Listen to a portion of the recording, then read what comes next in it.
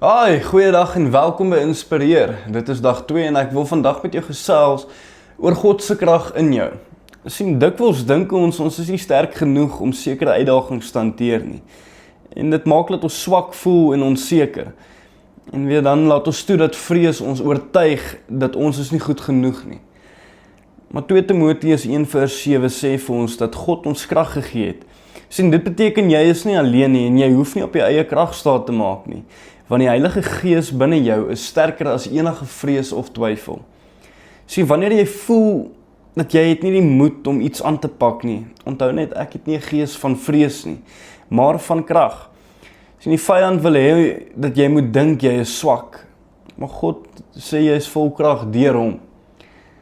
Herhaal vandag hierdie woorde net vir jouself. Ek het nie 'n gees van vrees nie, maar van krag, liefde en selfbeheersing. En sê dit vir jouself totdat jy dit glo. Ek hoop jy het 'n wonderlike dag verder en dan gesels ons môre weer.